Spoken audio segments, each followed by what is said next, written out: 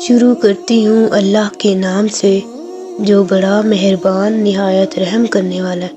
السلام علیکم ورحمۃ اللہ وبرکاتہ۔ آج کا ہمارا ٹاپک ہے روح کا جسم میں پہلی بار داخل ہونا۔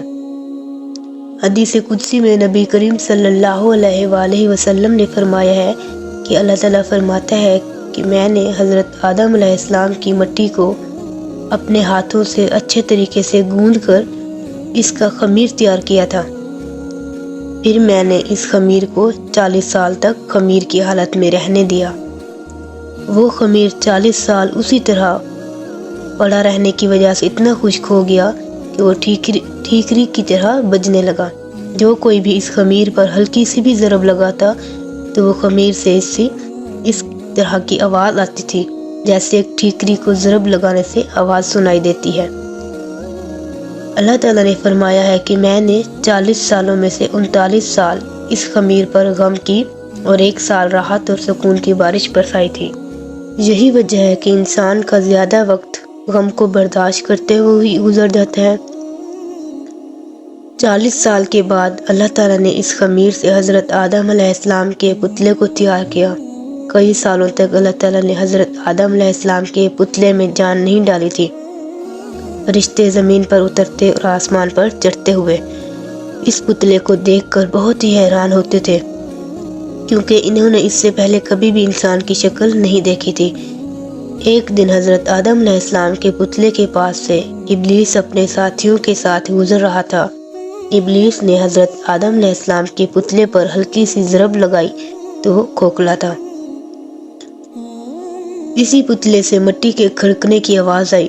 ابلیس اس پتلے میں داخل ہوا اور وہ پیچھے سے باہر آ گیا۔ ابلیس نے اپنے ساتھیوں کو کہا کہ یہ پتلا کھوکھلا بنا ہے، یہ اپنی بات پر ثابت قدم نہیں رہ سکے گا۔ ابلیس نے اپنے ساتھیوں سے، اپنے دوستوں سے کہا کہ اگر اس کو ہم سے افضل بنایا گیا تو تم سب کیا کرو گے؟ انہوں نے جواب دیا کہ ہم تو بس وہی کریں گے جو ہمارے رب کا حکم ہوگا۔ اس پر ابلیس نے اپنے دل ہی دل میں سوچا کہ اگر اس کو مجھ سے افضل بنایا گیا تو میں اس کو ماننے سے انکار کر دوں گا۔ پھر اللہ تعالیٰ نے روح کو حکم دیا کہ اس قالب میں داخل ہو جاؤ اور تمام حصوں میں پھیل جاؤ۔ جب روح قالب کے پاس پہنچی تو جسم کو تنگ و تاریک پایا اندر جانے سے رک گئی۔ بعض روایات میں آتا ہے کہ تب نور مصطفیٰ صلی اللہ علیہ وآلہ وسلم سے وہ قالب جگمگا دیا گیا، یعنی وہ نور آدم علیہ السلام کی پیشانی میں امانت رکھا گیا۔ اب روح آہستہ آہستہ داخل ہونے لگی۔ ابھی سر میں تھی کہ آپ کو چینک آئی اور زبان میں پہنچی تو آپ نے الحمدللہ پڑھا اور اللہ تعالیٰ نے اس کے جواب میں یرحمک اللہ کہا، اور اللہ تعالیٰ نے فرمایا کہ اے ابو محمد، یہ اور ابو البشر آپ علیہ السلام کی کنیت ہے۔ میں نے تمہیں اپنی حمد کے لیے ہی پیدا کیا ہے۔ جب روح کمر تک پہنچی تو آپ نے اٹھنا چاہا لیکن آپ گر پڑے کیونکہ روح ابھی نیچے والے حصے میں نہیں پہنچی تھی۔ اللہ تعالیٰ نے فرمایا بلکہ انسان من اجلن، انسان جلد باز پیدا کیا گیا۔ پھر روح تمام جسم میں پھیل گئی تو آپ کو حکم ہوا کہ فرشتوں کو سلام کرو۔ آپ نے کہا السلام علیکم، فرشتوں نے جواب دیا وعلیکم السلام۔ اللہ تعالیٰ نے فرمایا یہی آپ کے لیے اور آپ کی اولاد کے لیے سلام کا طریقہ ہوگا۔ آپ نے عرض کیا میری اولاد کون سی ہوگی؟ تو آپ کی تمام اولاد کو آپ کے سامنے کر دیا گیا۔ نبی کریم صلی اللہ علیہ وآلہ وسلم نے فرمایا بے شک اللہ تعالیٰ نے آدم علیہ السلام کو پیدا فرمایا، پھر ان کی پیٹھ پر اپنا دست قدرت پھیرا اور آپ کی اولاد کو نکال ظاہر کیا۔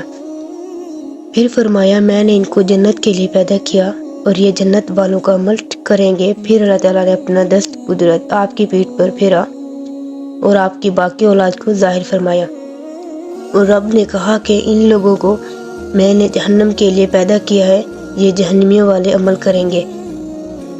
اور اللہ تعالیٰ نے آدم کو تمام اشیاء کے نام سکھائے، پھر سب اشیاء ملائکہ پر پیش کر کے فرمایا سچے ہو تو ان کے نام تو بتاؤ۔ حضرت ابن عباس، اکرمہ، قتادہ، مجاہد اور ابن جبیر رضی اللہ عنہ کا ارشاد ہے علماء الاسلام جمیل الاشیاء حتی القصد القصدیہ، اللہ تعالیٰ نے آپ کو تمام چیزوں کے ناموں کا علم عطا کیا ہے کیا یہاں تک کہ بڑے اور چھوٹے پیالے کے نام بھی بتائے؟ وکیل المراد بحاسمال کان ما یکون علی یوم القیامت الواضلی ابن عباس رضی اللہ عنہ۔ بعض حضرات نے حضرت ابن عباس رضی اللہ عنہ کی طرف قول منسوب کرتے ہوئے کہا کہ آپ نے فرمایا کہ حضرت آدم علیہ السلام کو اللہ تعالیٰ نے ما کان و ما یکون، جو کچھ ہو چکا ہے اور جو کچھ ہونا ہے، کا علم عطا فرمایا۔ اہل معنی اور اس معنی کے لحاظ سے مقصد ایک ہی ہے کہ اللہ تعالیٰ نے آپ کو تمام چیزوں اور ان کے ناموں کا علم عطا کر دیا، خواہ وہ پہلے پائی جا چکی ہیں یا بعد میں پایا جانا ہے۔ اللہ تعالیٰ نے آپ کو تمام چیزوں کے احوال اور ان سے دینی یا دنیاوی منافع جو متعلق ہیں، ان تمام کا علم عطا فرما دیا تھا۔ ایک قول کے مطابق آپ علیہ السلام کو تمام زبانیں سکھا دی گئی، اور ایک قول کے مطابق آپ کو تمام ملائکہ کے ناموں سے آگاہ کر دیا گیا، اور ایک قول کے مطابق آپ کو تمام ستاروں کے ناموں پر مطالعہ فرما دیا گیا تھا۔ علامہ آلوسی رحمۃ اللہ علیہ نے مختلف اقوال نقل کرنے کے بعد حکیم ترمذی کا قول نقل کیا، وہ اشیاء خواہ علوی ہوں یا سفلی، جوہری ہوں یا عرضی، ان تمام کے اسماء کو اللہ تعالیٰ کے اسماء ہی کہا جاتا ہے، کیونکہ تمام چیزیں اللہ تعالیٰ کی ذات پر دلالت کرتی ہیں، اور اللہ تعالیٰ کی ذات کے جلوے تمام اشیاء سے ظاہر ہوتے ہیں، اگرچہ اللہ تعالیٰ ان میں مقید نہیں ہوتا۔ تفسیر روح البیان میں لکھا ہے کہ خدا باری تعالیٰ نے روح سے مخاطب ہو کر فرمایا کہ جس طرح تم زبردستی سے جسم میں داخل ہو رہی ہو، تجھے جسم سے نکلتے ہوئے بہت ہی دشواری کا سامنا کرنا پڑے گا۔ یہی وجہ ہے کہ جب روح جسم سے پرواز ہوتی ہے تو انسان کو اس وقت بہت ہی دشواری ہوتی ہے۔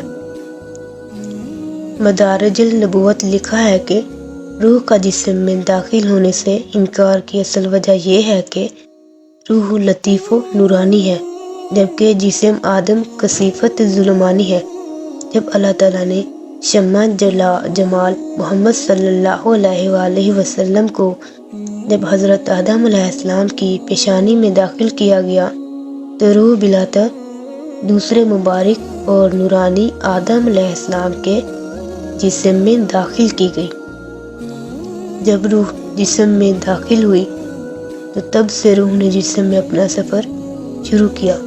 سب سے پہلے روح حضرت آدم علیہ السلام کے سر، کانوں، زبان میں داخل ہوئی، پھر آہستہ آہستہ پورے جسم میں پھیلتی گئی، سب سے آخر میں حضرت آدم علیہ السلام کے قدموں تک جا پہنچی۔